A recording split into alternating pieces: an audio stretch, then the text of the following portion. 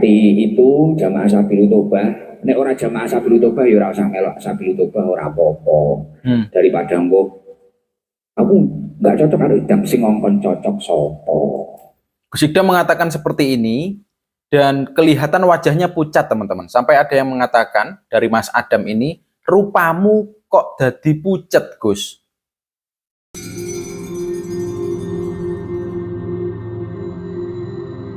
Assalamualaikum teman-teman, gimana kabar kalian? Semoga sehat selalu ya. Oke, saya salvok sama salah satu postingan ini, di mana ada cuplikan video Gus Idam terlihat pucat wajahnya ya. Karena nggak tahu kenapa, akhir-akhir ini banyak sekali yang menyerang Gus Idam, terutama saat harlah ke-6 kemarin itu teman-teman ya. Dan ya Gus Idam sampai mengatakan, nggak perlu juga Gus Idam ini digemari orang. Gus Idam tidak menyuruh orang untuk menggemari Gus Idam. Ekspresinya pun juga pucat-pucat gimana gitu teman-teman ya. Coba kita cek dulu ya. Itu jamaah Sabilul Tobah. Nek ora jamaah Sabilul Tobah ya ora usah melok Sabilul Tobah, ora apa-apa. Oh, kalau bukan jamaahnya Sabilul Taubah, tidak mengikuti Sabilul Taubah tidak apa-apa. Oke. Daripada engko aku nggak cocok karo idam sing ngongkon cocok sopo. Lah iya, aku yo orang ngefans karo idam sing ngongkon ngefans sopo. Gus Idam tidak nyuruh, tidak meminta kalian untuk menggemari Gus Idam. Wong di Sabilul Tobah ini didirikan bukan untuk orang-orang itu agar ngefans saya, tapi gimana seluruh jamaah Sabilul Tobah mampu ngefans dengan Rasulullah.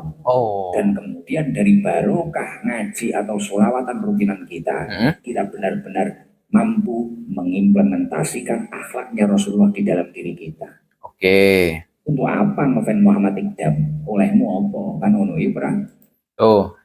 Jadi ini Gus Idam sendiri yang ngomong ya, bukan orang-orang yang benci, enggak. Tapi Gus Idam sendiri mengatakan, buat apa ngefans sama Gus Idam, tetapi kalian nggak bisa mengimplementasikan apa akhlak-akhlaknya Rasulullah terhadap kehidupan kalian.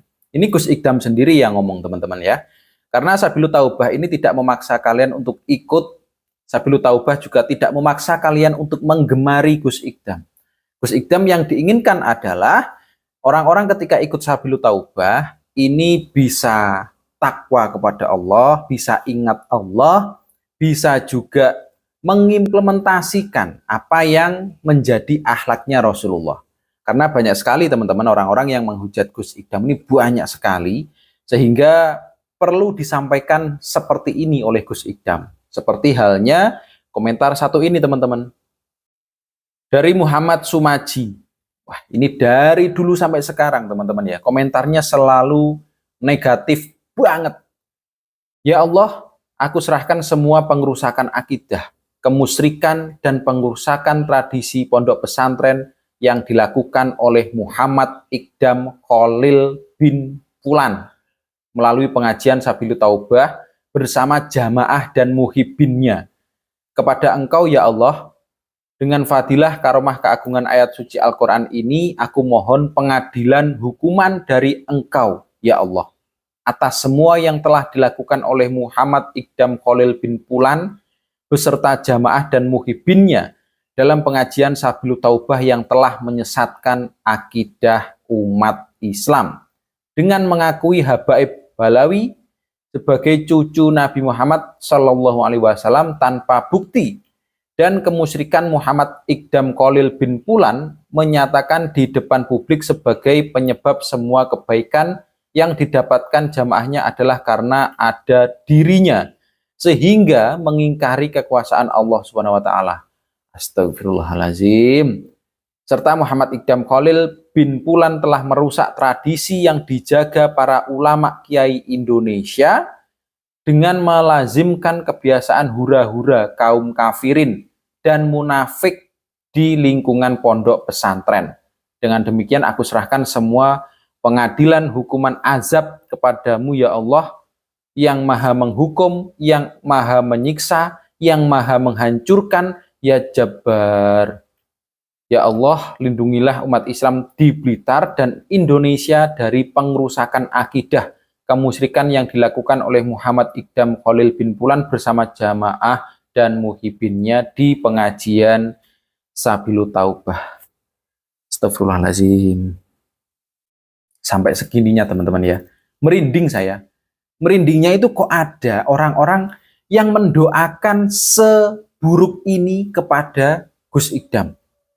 Gus yang selama ini memikirkan jamaah bagaimana bisa takwa kepada Allah, memikirkan jamaah bagaimana agar akhlak-akhlaknya itu yang masih penjudi, pemabuk itu bisa dihilangkan, menjadi manusia yang bermanfaat untuk sekitarnya, kok malah didoakan seburuk ini teman-teman. Astagfirullahaladzim.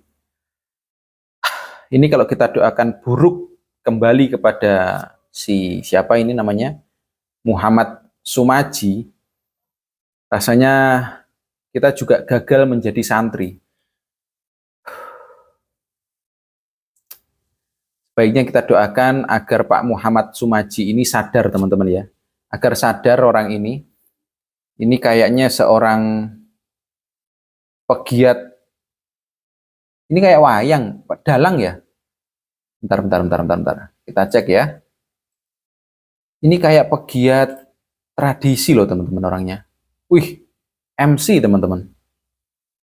Kayaknya MC pengantin atau apa ini ya. Tuh, 17 April pakai pakaian yang seperti ini kayaknya MC teman-teman.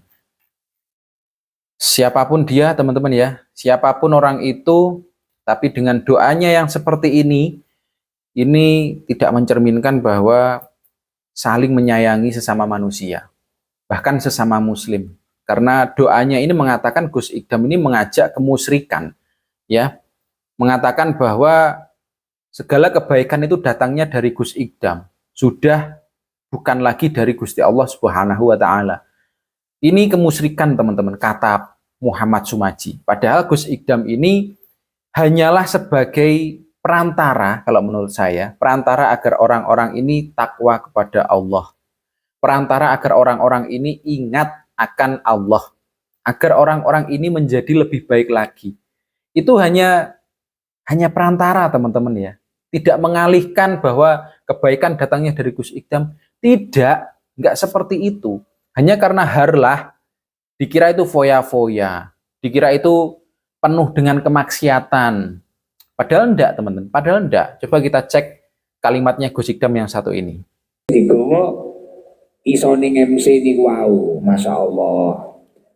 Gus, tapi apa tidak mengumpulkan keburukan dengan kebatilan? Tidak. Tidak. Penonton lanang wedok pisah. Pisah ya. Penyanyi kudungan. Ya. Penyanyi ini apa enak? Sing udo ngono gak enak to? Nggak ada, Gus. Nggak ada. Sampai kudungan, Ya. roke dawa. Ya. Kupune ra enek sing ketok. Betul.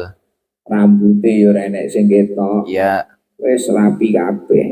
Alhamdulillah. Mugi-mugi mari seneng-seneng ngoten niku, mari konser-konser ngoten niku, dengan sedaya niki balik iso istiqomah ngaji neh, sholawatan neh, sing di. Oke. Jadi yang diharapkan dari Gus Iqdam adalah ketika ada konser-konser seperti itu, hiburan-hiburan seperti itu, apresiasi kepada jamaahnya, diharapkan setelah acara harlah itu semuanya kembali ngaji, kembali sholawatan lagi, kembali rutinan lagi, mendekatkan diri kepada Allah lagi. Karena harlahnya itu jelas-jelas sudah sangat diatur sedemikian rupa agar tidak ada yang maksiat di situ, termasuk penyanyinya. Semuanya tertutup, berjilbab, roknya panjang, nggak kelihatan rambut, nggak kelihatan paha. Sudah sangat disetting agar ya orang-orang tidak menikmati kemaksiatan, teman-teman. Agar orang-orang memang di situ hiburan saja. Itu loh. Kok masih ada orang-orang yang komentar mengatakan Gus Iqdam ini kemusyrikan ya. Gus Iqdam mengajarkan kemusyrikan. Ya Allah, astagfirullahaladzim. Sebenci-bencinya kalian dengan Gus Iqdam, teman-teman ya. Kalau nggak suka, skip saja. Skip. Kalian kalau mungkin sukanya dengan Gus Baha, oke, tinggalkan pengajiannya Gus Iqdam, nggak apa-apa. Tapi ya jangan menghujat. Jangan sampai kebencian kalian ini menghasut orang lain untuk juga ikut benci Gus Ikdam. Padahal Gus Ikdam sangat-sangat bermanfaat, terutama di Jawa Timur ini.